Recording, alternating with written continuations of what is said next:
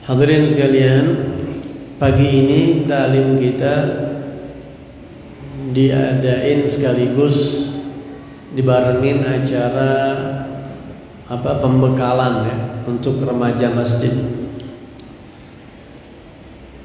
Mudah-mudahan kita doakan ini lebih dari 40 orang, insyaallah aminnya lebih mustajab. Mudah-mudahan dari latihan ini, dari momentum ini, dari masjid ini, mudah-mudahan Allah Subhanahu wa taala hadirkan anak-anak muda yang kreatif, yang bisa memimpin, yang bisa membuat bangga Nabi kita Muhammad sallallahu alaihi wasallam, dan mudah-mudahan keberadaan mereka bermanfaat insyaallah untuk umat Islam sekitarnya. Ikhwani rahimakumullah, mungkin nggak banyak yang saya sampaikan karena nanti mungkin ada pemaparan yang lebih substansi, insyaallah substansial. Saya mungkin hanya sekedar nambahin aja, nyemangetin. Pertama, saya ingin menyampaikan kepada warga Pondok Kelapa sini, Kabin khususnya, banyak-banyak syukur sama Allah Subhanahu wa taala karena di lingkungan antum ada masjid yang begitu hidup, yang berwarna. Kita lihat di banyak kampung mungkin ada yang masjidnya begitu-begitu aja, begitu ya. Enggak ada ketertiban, enggak ada sarana, fasilitas, enggak ada kegiatan-kegiatan yang bisa lebih bikin seger agama kita di kampung kita. Begitu. Di sini kita perhatiin, masya Allah, alhamdulillah ada Jumat makan gratis. Ya, masih jalan nggak tuh Jumat makan gratis? Masya Allah. Ada santunan yatim, ada peringatan tahun baru, ada lembaga zakat, masya Allah. Ya, ada gerakan kampung apa namanya? Kasturi, kampung sedekah 2.000 sehari. Yang semuanya ini pusatnya di masjid. Ini namanya mengoptimalkan fungsi masjid. Karena di zaman Rasul sallallahu alaihi wasallam masjid itu fungsinya sangat sentral, benar-benar sentral. Sampai latihan perang di masjid, sahabat Nabi latihan bela diri, latihan pedang tombak itu di masjid. Rasulullah SAW perhatikan sahabat-sahabat dari Habasyah. Makanya Nabi Muhammad SAW waktu pertama kali datang ke kota Madinah, ketika Nabi hijrah ke kota Madinah, yang pertama banget dibangun sama Nabi masjid. Pertama banget, karena itu pusat kegiatan umat Islam, hidupnya umat Islam, ruhnya kegiatan-kegiatan umat Islam itu masjid. Masjid ini ruhnya umat Islam. Kalau masjidnya hidup, maka ruhaniyah Islamiyahnya di kampung itu hidup. Gitu. Dan di sini alhamdulillah kita dengar kabar-kabar yang masya Allah, yang enak-enak. Jadi Nabi Muhammad itu berbulan-bulan sampai di kota Madinah kagak punya rumah. Nabi tinggal di rumah seorang sahabat namanya Khalid bin Zaid, atau yang lebih dikenal dengan Abu Ayyub Al-Ansari, namanya Khalid bin Zaid. Nabi tinggal di situ beberapa bulan, kalau nggak salah 9 bulan atau lebih atau kurang, itu saya lupa. Kenapa? Masjidnya dulu dijadiin. Jadi Nabi konsentrasi di pembangunan masjid, dan Nabi turun tangan langsung kerja bakti sama sahabat, manggulin batu Rasulullah waktu bangun masjid. Ya, jadi sehingga masjid itu pusat, bukan cuma tempat sholat, bukan, tapi kegiatan ekonomi di masjid, kegiatan mengatur strategi, musyawarah. Jadi emang masjid. Dan di masjid juga Nabi Muhammad mengkader sahabatnya. Sampai kita kenal di zaman Rasulullah ada yang namanya Ashabus Suffah. Ada 60 orang mondok di masjid Rasulullah. Jadi masjid Nabi Muhammad itu jadi pesantren dulu. 60 orang tinggal di emperan masjid, namanya Suffah. Pemimpinnya, kepalanya Sayyidina Abu Hurairah radhiyallahu anhu. Bersama sahabat-sahabat yang Rabi'ah bin Ka'ab, fulan. dan mencetak Rasulullah SAW. Dikader di situ umat sama Rasulullah SAW. Ya. Jadi fungsi masjid itu sangat luar biasa, bukan cuma buat sholat, bukan, tapi lebih daripada itu. Dan kita perhatikan, alhamdulillah kita lihat, ini Ustadz Somad bisa ngidupin masjid beserta jamaah-jamaah sini, bisa ngidupin. Mudah-mudahan dilanggengin sama Allah, dikembangin insya Allah. Itu yang pertama, kita kudu sadar bahwa Nabi nyampe di kota Madinah, Nabi nggak bikin rumah. Berbulan-bulan Nabi tinggal di rumah di rumah sahabatnya, juga keluarga-keluarga. Nabi konsentrasi bangun masjid, karena itu otaknya umat Islam, itu sentralnya umat Islam, itu ruhaniyahnya umat Islam. Penting banget. Kalau kita pengen maju umat Islam di sekitar kita, pusatin di masjid. Ya. Yang pertama. Yang kedua, ini acara kan kegiatannya remaja masjid ini. Ini remaja perannya sangat luar biasa buat perjuangan Islam. Kata ulama sejarah, ada kitab Fiqhus Sirah yang ditulis oleh Dr. Syekh Muhammad Sa'id Ramadan Al-Buti yang belum lama meninggal dunia. Di kitab Fiqhus Sirah di situ membahas tentang hijrahnya Nabi Muhammad. Saya sudah pernah bahas ini kalau nggak salah. Salah satu pelajaran hikmah dari hijrahnya Nabi Muhammad itu adalah bahwa hampir 90% yang berperan melancarkan hijrahnya Rasulullah. Nabi membangun negara istilahnya di Madinah. Nabi menjadi bukan cuma seorang nabi tapi juga seorang pemimpin negara, pemimpin Islam umat. Itu hampir 90% yang terlibat tim suksesnya Nabi Muhammad itu anak muda semua. Remaja. Siapa mereka? Sayyidina Ali bin Abi Thalib. Yang malam Nabi Muhammad keluar, nyawa Nabi terancam. Ya, Sayyidina Ali yang nempatin tempat tidurnya Rasulullah biar Nabi jalan. Sayyidina Ali nih, untung-untungan kalau nggak hidup mati. Masih muda banget Sayyidina Ali waktu itu, umurnya masih sangat-sangat muda. Ya, masih 20-an. Masih umurnya 20-an Sayyidina Ali. Waktu Nabi Muhammad hijrah tuh, yang melancar, ya Rasulullah antum jalan, ana yang tempatin tempat tidur antum. Ana meninggal nggak apa-apa.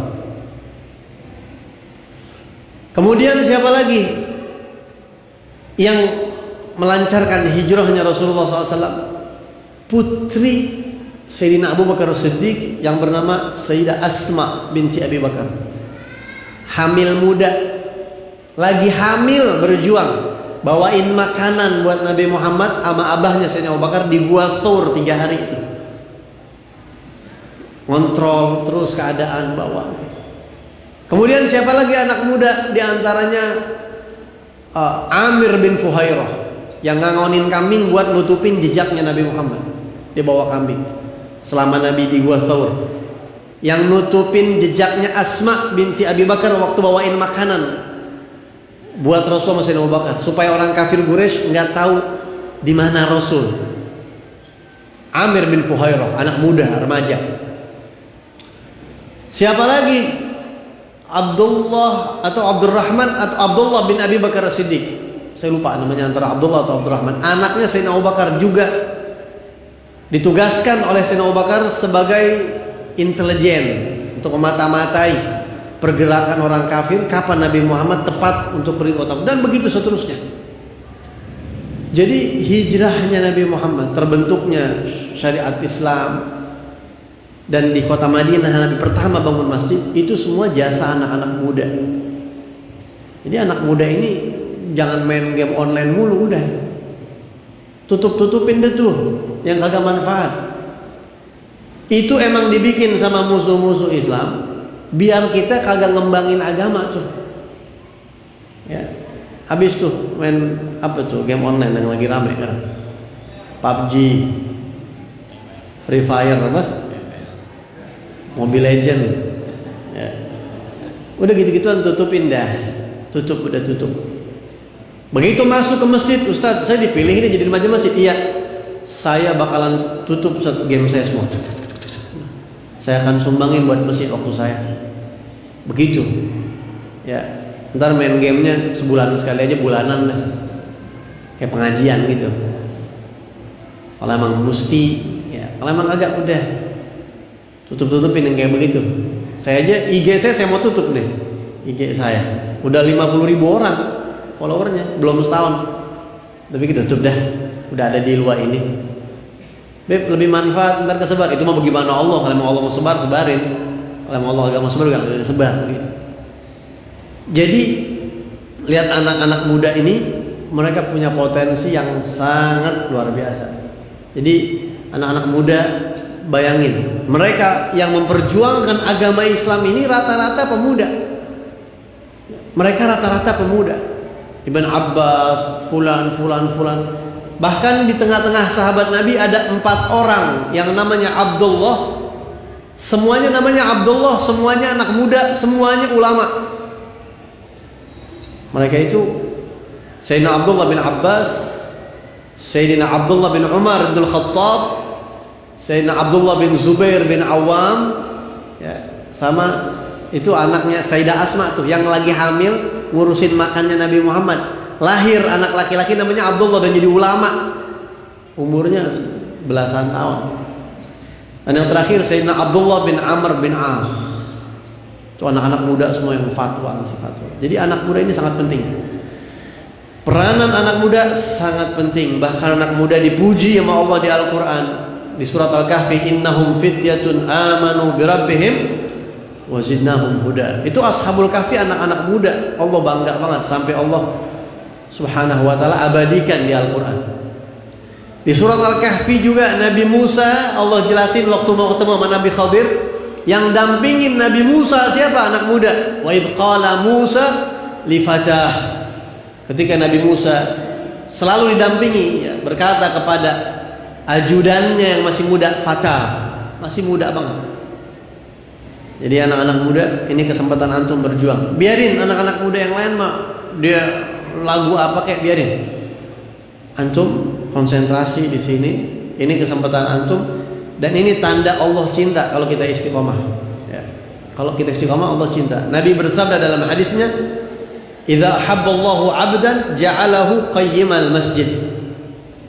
Kalau Allah mencintai seorang hambanya, Allah bakal jadikan dia orang yang mau ngurusin masjidnya. Jadi kalau ada anak muda, deh gue ini sekarang apa jadi ngurusin masjid ini ya? Itu tandanya Allah lagi demen sama kita. Itu tanda cinta Allah. Kita ditarik ke masjid. Ini rumah Allah. Nggak sembarangan orang diizinin masuk ngurusin. Abdi dalam. Ya, kalau kata bahasa sono, jadi abdi dalamnya Allah. Nggak sembarangan orang. Nah, tinggal kalau kita udah jadi, apa yang kita perluin? Yang kita perluin kalau kita udah jadi pengurus masjid ini, pertama yang kagak kalah pentingnya suri tauladan. Antum harus punya suri tauladan. Kagak usah jauh-jauh suri tauladan mah. Udah lihat aja Ustaz Somad tuh. Udah jadiin Ustaz Somad suri tauladan untuk anak-anak muda. Ustaz Somad datang ke ulama, ke habaib, siapa aja kenal. Ya, ngaji, berjuang, mau. Ya, mau gitu. Dan nggak ngelihat saya bikin gerakan ini, dia bikin juga. Kita senang. Guru disaingin sama murid, senang nggak kira-kira? Itu namanya murid yang cakep tuh begitu. Guru saya sering bilang, ente mesti lebih dari aneh. Guru saya sering begitu. Jadi guru itu bangga kalau ada muridnya bisa lebih dari dia, bangga banget guru. Karena murid kan anak. Sama kayak anak bisa ngalahin bapaknya, bangga gak bapaknya kira-kira? Bangga gak kira-kira? Bapak-bapak punya anak lebih cakep dari bapak-bapak, bagaimana kira-kira? Bangga gak? Bangga. Kalau mau saudara mungkin ngiri kita, itu cakapan dia sama gue ya. Nyak bagaimana sih Nyak? Oh saya bisa beda sama dia itu. Protes sama bapak kita gak bisa. Karena memang huwallazi yusawwirukum fil arhami kaifa yasha. Yang ngukir kita Allah di dalam rahim ibu kita. Tapi kalau anak kita lebih cakep daripada kita, kita bangga. Anak kita lebih kaya misalnya dari kita, bangga gak? Bangga, hebat lu tong. Bangga. Anak kita lebih alim dari kita, anak kita pengaruhnya lebih besar dari kita, pasti bangga. Nah guru begitu. Guru bangga banget kalau punya murid. Saya aja ngelihat guru saya bilang, Ustadz berharap murid-murid Ustadz tuh lebih dari Ustadz. Dan ternyata kita ngerasain begitu. Ya, makanya kita senang Ustaz Somad ini, ya, ngelihat saya bikin S3 sedekah sehari 1.000, dia nggak mau kalah. Kampung sehari 2.000, wah gedean dia berarti itu. Ya, gedean dia berarti. Terus kita bikin lazis di luar, lembaga amil zakat, infak dan sedekah di luar bikin. Karena kita butuh badan ekonomi, butuh kita. Dan di Islam itu udah zakat tuh, harta itu, ekonomi itu jadi solusi umat. Ada orang murtad gara-gara duit. Ya. Ada orang mau ngelahirin susah. Kalau kita punya lembaga zakat kan enak banget itu. Masjid ngutang ini gampang, mau zakat ada ghorimin keluarin. Ini saya begini-gini, oh ada, gampang itu. Jadi solusi buat umat. Kadang-kadang ceramah kagak jadi solusi. Ustaz, gimana ini Ustaz ya? Ini saya susah banget ini duit, menutang banyak, udah sabar dah, amalin ya bacaan. Udah capek dah Ustaz, kagak mau ngamalin dah. Orang lagi banyak utang suruh kasih amalan, ribet. Kasih duit. Gak kasih duit, kagak kena itu kayak. Walaupun amalan juga bisa kasih amalan begitu. Tapi kan cepetan duit begitu. Nah kita duit kemana? Kadang-kadang agak orang kita minta ke orang kadang malu, terus dan lain sebagainya. Kadang ini, kadang itu. Ketika maslahat umat butuh uang, zakat itu jadi solusi sebenarnya. Tinggal ngomong, Anda punya utang, gharimin. Anda bangun masjid, utangnya di material 30 juta, turunin, gampang. Gitu. Jadi memang kita butuh hal-hal seperti ini. Anda bikin lazis, lembaga zakat, sama bikin. Anda senang ngambil manfaat ya. Jadi murid itu sama guru nggak cuma ngambil ilmu, tapi lihat sisi yang lain. Begitu. Ntar saya lagi kepikiran, jangan-jangan saya bikin pondok, sama bikin pondok juga jangan-jangan. Pesantren juga ada jangan-jangan. Gitu. Santunan yatim. Itu Masya Allah begitu seharusnya. Dan saya juga ngeliat guru saya kayak begitu. Oh guru saya bikin lazis dalwah, saya bikin lazis di luar, bikin. Dan itu ngebantu kita. Ya, orang-orang yang susah-susah kita kasih santunan, enak banget. Nah itu pusatnya masjid. Bahkan orang-orang dulu jadi ulama di masjid. Kan pesantren mah baru kesinian, baru kemarian. Yang namanya dunia pendidikan itu dengan metode pesantren itu baru. Dulu-dulu kaderisasi umat nyetak ulama di masjid. Dan itu masih bisa kalau kita mau. Misal contoh, nih kalau bisa remaja masjid biar punya pemikiran kreativitas yang lebih dari Ustaz Somad. Ustaz, Anda mau ngalahin cara berpikir antum, Anda mau berpikir cakrawala lebih luas, Ustaz. Bagaimana di masjid ini kita bisa cetak orang-orang yang kompeten di bidang ilmu agama, misalnya nih sampai contoh ini mah kita ngehayal yang baik-baik ya. Misalnya masjid ini pemasukan omsetnya gitu, karena dilihat kegiatannya luar biasa, 1 bulan itu omsetnya sampai misal 1 miliar, misal ini mah udah, karena baru misalnya diprotes itu gitu, wah itu ampun, misal ini mah ya 1 miliar, udah. Anak-anak yang pinter-pinter ya, lihat yang ada bakat sini, panggil guru bahasa Arab yang profesional, ajarin bahasa Arab tiap hari di masjid, adain pelajaran bahasa Arab. Contoh ini contoh ya, diajarin. Jadi anak-anak yang paginya sekolah, sorenya belajar bahasa Arab terus, pakai tes masuk segala macam, difasilitasin sama masjid. Target 3 tahun bisa bahasa Arab. Ntar halakoh di sana bahasa Arab, halakoh sebelah sini halakoh sejarah Nabi Muhammad, sirah nabawiyah. Jadi yang udah nyelesain bahasa Arab, ntar jam berapa belajar sejarah Nabi pakai kitab. Nah, jadi ulama luar. Contoh orang berpengaruh jadi ulama, bikin pondok pesantren, tapi dia nggak mondok. Ini contoh yang paling dekat, Habib Taufik bin Abdul Qadir Assegaf, Pasuruan. Masya Allah. Antum siapa yang nggak kenal Habib Taufik? Klik internet tuh, buka Google, buka YouTube. Habib Taufik muridnya di mana-mana.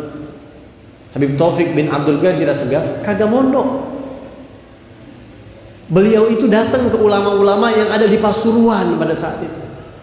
Bahkan saya sempat dengar dari beberapa orang, tahu benar atau kagak, beliau itu sekolah umum di tasnya kitab isinya sama kain sama koko. Sering kagak masuk ke sekolah, seringan ngaji. Belajar sama kiai-kiai di situ, sama habaib di situ, terus sampai jadi Habib Taufik bin Abdul Ghadir segala. Masya Allah. Kiai-kiai kita dulu yang ada di Jakarta ini dulu belajarnya sama Habib Ali Kuitang, belajarnya sama Habib Ali bin Abdurrahman Habib, Ali bin Husin Al-Attas, kayak Abdul Syafi'i, belajar sama Habib Ali bin Husin Al-Attas, sama Habib Ali bin Abdurrahman, baca kitab sama beliau-beliau. Ya. Emang kemauan kuat, emang dulu kan emang orang agama masih kental. Di Masjidil Haram dulu ulah halakoh ulama itu. Asal mau aja ngaji di sana. Masjidil Haram itu halakoh. Begitu. Jadi kita berharap mudah-mudahan remaja-remaja yang masih seger otaknya. Saya pesen sama antum semua seperti pesen guru saya sama saya. Guru saya satu kali, Abu ya Habib Zain Baharun pernah. Habib Zain Baharun ini pengasuh pesantren Dalwa yang sekarang udah 7.000 lebih santrinya, dan sekolah pesantren pertama di Indonesia dan satu-satunya insya Allah kalau saya nggak salah data yang ada program S3 doktoral. Itu baru Dalwa. Kayak apa tuh? Daya berpikirnya beliau sangat jauh. Di pesantren ada sekolah S3, bayangin. Bebasin tanah, beli, bangun, beli, bangun, beli, bangun. Dan beliau santri remaja juga nih, biar ingat, jangan niat ngabdi di sini, jangan cari keuntungan dunia, jangan. Itu rezeki bagaimana Allah. Jangan cari keuntungan dunia lewat ini, jangan. Abu ya Habib Zain Baharun, masya Allah. Sampai satu saat beliau datang ke Jakarta, beliau bilang, ente bisa antar anak ke satu tempat? Bisa. Jalan sama saya setir mobil, beliau di samping saya. Salah satu perbincangan beliau nanya sama saya, umur ente berapa sekarang? Sekian Abu ya, masih muda. Ente bisa lebih dari aneh. Ente harus semangat ente mesti lebih. Ya, guru kita juga adanya beliau bilang, ente harus bisa, ente harus lebih dari kita. Bukan cuma sama saya, sama siapapun murid-muridnya digituin. Bayangin kalau setiap remaja-remaja yang ada di sini di doktrin ente nanti suatu saat bakal mimpin masjid, Ustadz Somad bakalan istirahat suatu saat, mantau aja gitu dari jauh. Ente harus bisa dari Ustadz Somad, harus bisa lebih baik. Ya. Udah, yang remaja-remaja contoh Ustadz Somad, deket sama habaib, deket sama kiai, datang ke sono sini, gitu ya. Itu contoh dan kreatif. Mudah-mudahan Allah Subhanahu wa taala permudah insyaallah ya. Mudah-mudahan masjid ini semakin makmur, semakin baik insyaallah, semakin banyak orang-orang sekitar masjid yang merasakan manfaat keberadaan masjid ini, baik secara agama ataupun secara duniawi. Mudah-mudahan orang-orang sekitar sini benar-benar merasakan masjid ini adalah memang benar-benar rumah mereka insyaallah. Kita baca suratul Fatihah. Mudah-mudahan apa yang diniatin, dicita-citain sama orang-orang tua kita, sama guru-guru kita, disampaikan sama Allah Subhanahu wa taala. Dan mudah-mudahan anak-anak muda yang ada di sini diberkahin sama Allah. Allah jaga kampung kita dari segala malapetaka, bencana. Wa ala hadratin Nabi sallallahu alaihi wasallam al-Fatihah. Alhamdulillah.